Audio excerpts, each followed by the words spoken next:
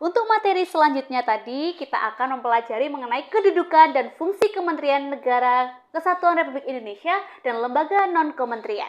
Materi sebelumnya tadi kan sudah disinggung bahwasanya sistem pemerintahan kita itu menganut sistem presidensial. Adapun hal ini mengenai kewenangan presiden sebagai kepala negara dengan sebagai kewenangan kepala pemerintahan, itu pun berbeda.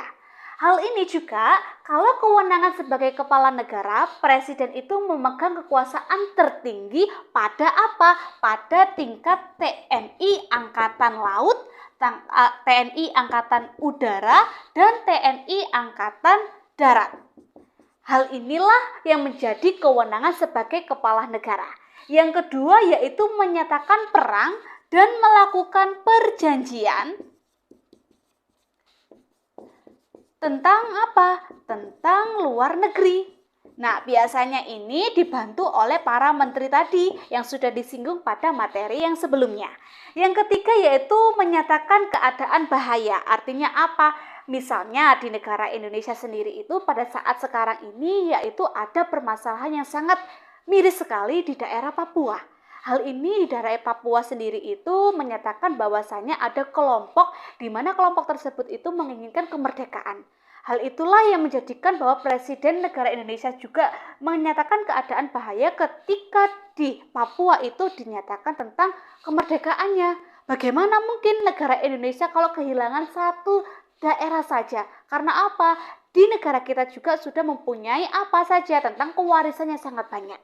Nah, sedangkan untuk kewenangan sebagai kepala pemerintahan yaitu memegang kekuasaan pemerintah. Tetap kalau pemerintah yang paling tertinggi itu pemerintah tadi, baru nanti dijalankan dan diturunkan kepada siapa? Kepada gubernur, kepada wali kota, bahkan kepada bupati.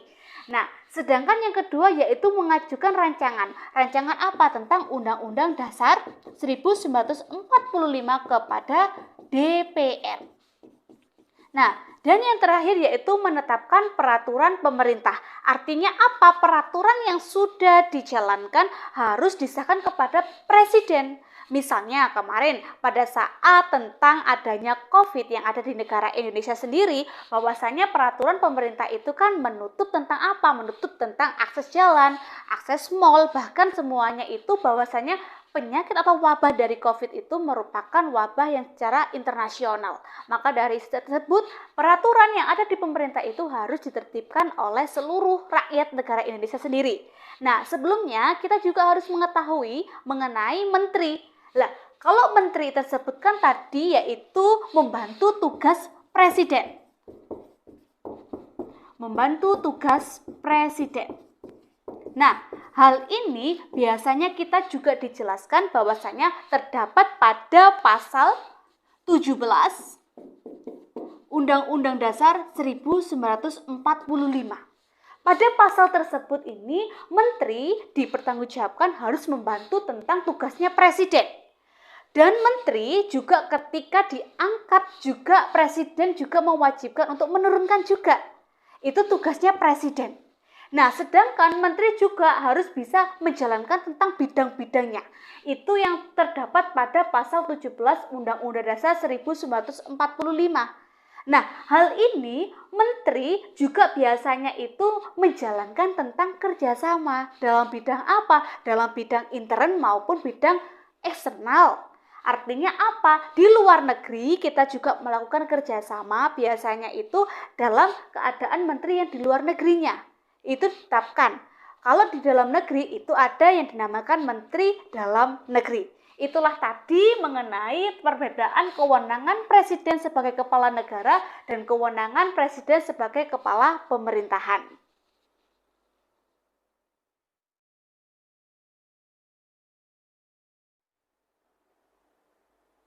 Baik, materi selanjutnya yaitu mengenai klasifikasi Kementerian Negara Kesatuan Republik Indonesia. Hal ini ada dua kementerian, di mana kementerian ini sangat penting di negara Indonesia. Nah, yaitu satu, kementerian yang menangani urusan pemerintah yang ditangani nomenklatur, yaitu misalnya yaitu Menteri Dalam Negeri, Menteri Luar Negeri, dan Menteri Ketahanan. Ini yang disebut biasanya masuk dalam kementerian yang menangani nomenklatur. Nah, sedangkan untuk kementerian yang menangani urusan pemerintah yang ruang lingkupnya disebutkan dalam Undang-Undang Dasar ini memang sangat banyak sekali kalau menterinya. Di sini saya hanya mengambil tentang yaitu Kementerian Keuangan. Kementerian Keuangan itu masuk dalam ruang lingkup yang seperti ini. Nah, sedangkan untuk Kementerian Hukum juga sama, dia masuk dalam klasifikasi yang ruang lingkupnya disebutkan dalam Undang-Undang Dasar. Nah, ini contohnya hanya 2 saja, tetapi ini sangat banyak sekali. Ini yang menteri-menteri yang memang sudah bertanggung jawab dalam presiden, membantu tugas presiden. Adapun lembaga pemerintah non-kementerian. Hal ini yang menjelaskan bagaimana dalam non-kementerian sendiri itu menteri juga dibantu oleh beberapa pemerintah non-kementerian yang misalnya disebutkan sebagai adanya Lemhanas ataupun Lembaga Ketahanan Nasional, yaitu Lembaga Ketahanan Nasional. Nah, lembaga tersebut dia itu juga bertanggung jawab kepada menteri. Nah, kalau sudah selesai ditanggungjawabkan pada menteri, menteri juga bertanggung jawab kepada presiden. Nah, itu biasanya dalam lembaga pemerintah non-kementerian sendiri itu lembaganya. Lembaga yang ada di negara Indonesianya sendiri. Nah, sedangkan ada 2 juga, ada Badan Intelijen Negara. Badan Intelijen Negara sendiri itu juga masuk dalam lembaga pemerintah non-kementerian. Artinya apa badan tersebut? Yaitu pemeriksaan. Nah, hal ini juga membantu tugasnya presiden. Nah, selesai kita menjelaskan ataupun belajar mengenai kementerian, bahwasanya kita juga harus masuk pada nilai-nilai Pancasilanya. Mengapa demikian? Di sini bab 1 ini yaitu mengenai nilai-nilai Pancasila dalam kerangka praktik penyelenggara pemerintah negara. Artinya apa? Setiap praktik ada di negara Indonesia tersebut itu adanya nilai-nilai Pancasila. Nah, nilai-nilai Pancasila sendiri itu memang ada 5 yang biasanya kita selalu menjadi patokan dalam praktek penyelenggaraan negara.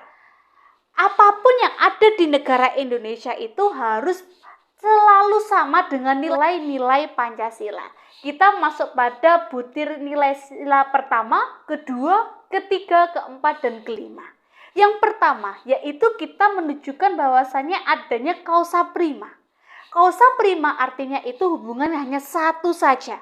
Hubungan secara vertikal antara Tuhan dengan makhluknya sendiri. Itu yang dinamakan causa prima. Kita bisa memeluk agama kita masing-masing tanpa paksaan terhadap orang lain. Itu pun juga sudah diatur juga pada nilai-nilai Pancasila. Sedangkan kalau poin yang kedua tentang kemanusiaan, artinya apa? Kita di sini itu harus bertoleransi. Bertoleransi antara satu dengan yang lainnya. Kita bolehlah berbeda, tetapi kita hanya tetap satu sama negara Indonesia. Ya, karena apa? Boleh agama Islam dengan agama Kristen. Kalau ketika ada beribadah juga satu sama lain di waktu yang tidak tepat, waktu kita bermain, maka dari itu kita dibolehkan untuk apa? Boleh, silakan kamu untuk menjalankan ibadahmu terlebih dahulu. Baru nanti kita akan melanjutkan perjalanan bermain. Itu yang dinamakan poin kedua. Sedangkan kalau poin ketiga yaitu rasa persatuan. Di rasa persatuan sendiri ini kita harus mempunyai sikap nasionalisme. Artinya cinta kita kepada negara Indonesia itu hanya dibentukkan dalam apa? Kita tidak boleh adanya ricuh. Kita harus bersatu. Demi apa? NKRI. Semua praktik penyelenggaraan di negara Indonesia meskipun kekuasaannya itu berbeda-beda, tetapi sama, kita harus mempunyai rasa persatuan.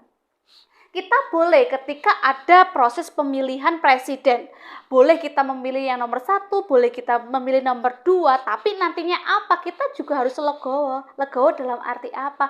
Presiden kita yang siapapun yang terpilih itu adalah presiden kita. Orang yang pertama memimpin di negara kita. Sedangkan yang keempat yaitu tentang musyawarah. Musyawarah. Hal ini biasanya itu harus mencapai mufakat. Hal ini juga mengakibatkan di negara kita harus berlandasan dengan demokrasi. Dan yang terakhir yaitu tentang keadilan. Keadilan ini merupakan tujuan bangsa Indonesia. Keadilan sendiri sekarang ini memang sangat miris sekali. Karena apa? Memang keadilan ini sudah tertera pada HAM ataupun hak asasi manusia. Dan semua makhluknya itu juga rakyat negara kita itu juga menginginkan keadilan. Karena apa? Apapun yang sudah diberikan Tuhan ketika kita sudah lahir, kita juga diberikan hak yang sudah diberikan tentang apa? Jaminan kehidupan.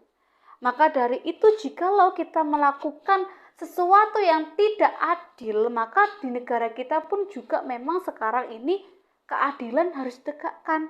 Bahkan hukum yang ada di negara kita itu cenderung memang hukum yang tidak sesuai dengan aturannya sendiri. Itulah mengenai nilai-nilai Pancasila dalam kerangka praktik penyelenggara pemerintah negara Indonesia. Oleh karena itu semoga bermanfaat dan ilmu yang telah kita pelajari hari ini semoga bisa kalian pahami. Sekian, terima kasih. Wassalamualaikum warahmatullahi wabarakatuh.